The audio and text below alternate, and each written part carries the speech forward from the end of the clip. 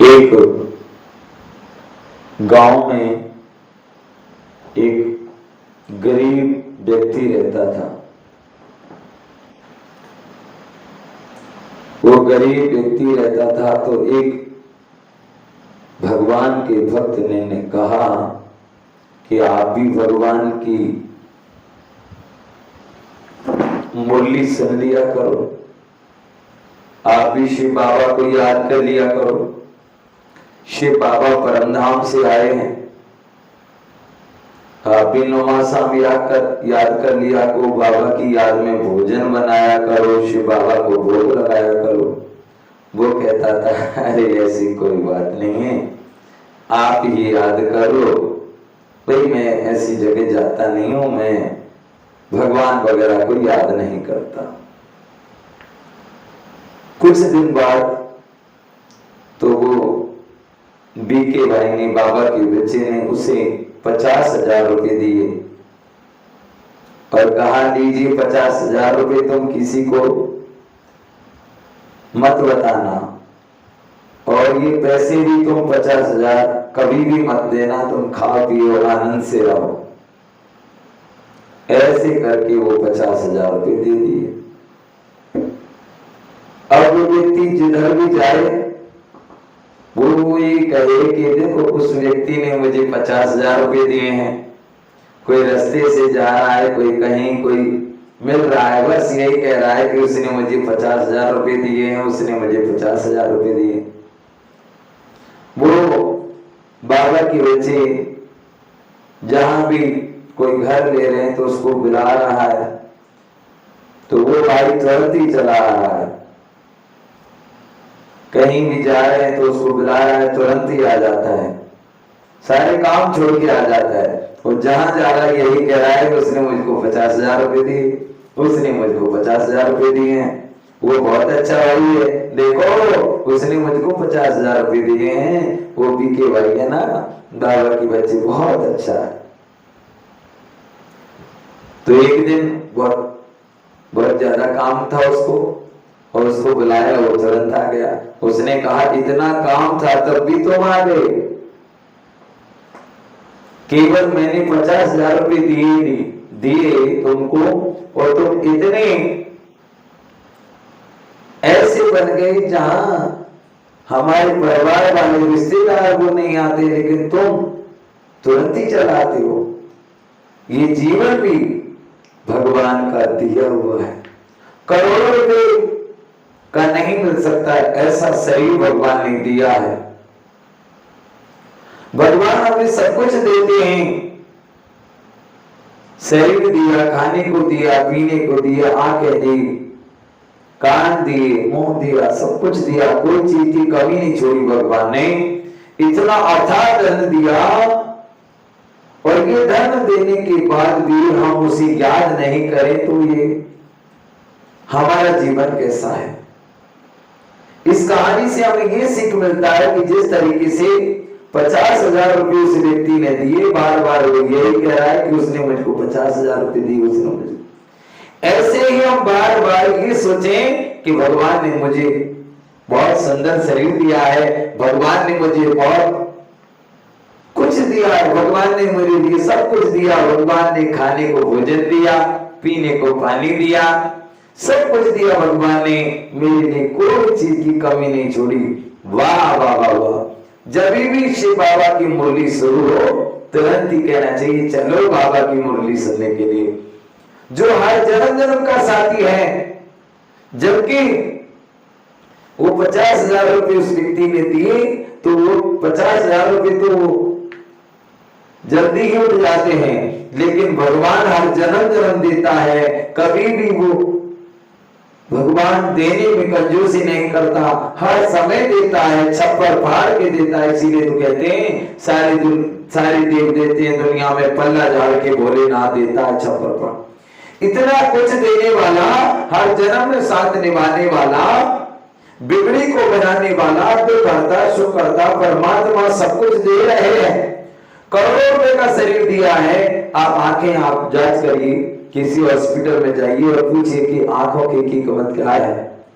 जिसकी आंख नहीं है उससे पूछिए और कहना कि भाई ये आंखें, उस व्यक्ति को मैं उसकी आंख डलवाना चाहता हूं, ये आंखें कितने रुपए की हैं? 2-4 लाख करीबन, क्या पता कितने रुपए की, 8-10 लाख रुपए की भी हो सकती है, 2 लाख रुपए की भी आंखें हो सकती है। किडनी की कीमत कितनी है? किडनी की कीमत 2, 4, 5 लाख, 7, 8 लाख, ये भी कोई कीमत इनकी नहीं लगा सकते। एक तो ये मिल नहीं सकती क्योंकि दूसरा थोड़ी देगा वो ये चीजें, लेकिन अगर मिल भी जाए तो बहुत रुपए की। हर चीज इस शरीर का बहुत कीमती है, इतना कीमती है कि एक एक पुर्जा अगर खरीदें तो वो हम उसकी कीमत नहीं लगा सकते। और भगवान ने देखिए सब कुछ फ्री में दे रखा है। सांसें, किसी की श्वास में थोड़ी गड़बड़ी होती है तो ऑक्सीजन लगाते हैं, कितने रुपए लग चले जाते हैं, और भगवान ने श्वासें हमको फ्री दे रखी है। हवा हमको दे रही है, ले रही नहीं है, अग्नि हमको दे रही है, ले रही नहीं है, जल, पृथ्वी, वायु, अग्नि, आकाश, पांचों तत्व दे रहे हैं, ले रहे नहीं है। जब इनमें देने में कंजूसी नहीं तो हमें क्यों करनी चाहिए? भगवान की याद में कंजूसी। कहते हैं जिंदगी है जब तक, जिंदगी है जब तक फुर्सत ना मिलेगी काम को, कुछ समय ऐसा निकालो, प्रेम करो भगवान से। ये शरीर भगवान का दिया हुआ है।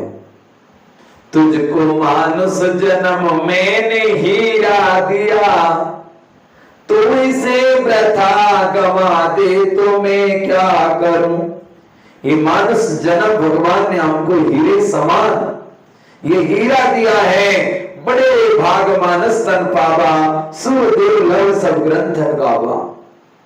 इतना सुंदर ये शरीर भगवान ने दिया है। तू आओ विचार करें, भगवान के नाम के लिए हम इतने बहानेबाजी क्यों लगाएं? अरे मुझे अभी बच्चों को खिलाना है, अभी मुझे धंधे में जाना है, अभी थोड़ा गाय भैंसों को देखना है, अभी रोटी बनानी है, सब्जी बनानी है। माना सारे बहानेबाजी भगवान के नाम में है और किसी चीज में नहीं मिलेगी। अभी कहीं कुछ बटने लग जाए, कहने लगे भैया वहां सोना बटा है, तुरंत ही सारे काम छोड़ करके दौड़ पड़ेंगे। अभी भूख लगने लग जाए, सारे काम छोड़कर तुरंत ही भोजन खाने लग जाएंगे। जिस तरह भोजन की जरूरत है, जिस तरह पानी पीने की जरूरत है, उसी तरह भगवान को याद करने के लिए भी हमारा ये जीवन हमें बहुत जरूरत है। जल बिन मीन प्यासी मुझे सुनावे हांसी। ये जीवन भगवान का दिया हुआ है, भगवान का एहसान कभी भी हम जिंदगी में चुका नहीं सकते। इतना दिया है उसने कि हम लिखे ना तो लिख भी नहीं सकते। अनगिनत बार देते रहते हैं और उस भगवान के लिए बहानेबाजी। बिन सत्संग विवेक ना होई, राम कृपा बिन सुलभ न सोई। बिना भगवान के कोई काम नहीं होता। जा पर कृपा रामों की होई, ता पर कृपा करे सब कोई। भगवान को जो याद करता है उसको सब कोई कृपा बरसाते हैं। करुणा को सुख को कर दाता, निज कृत कर्मों भोग सब भ्राता।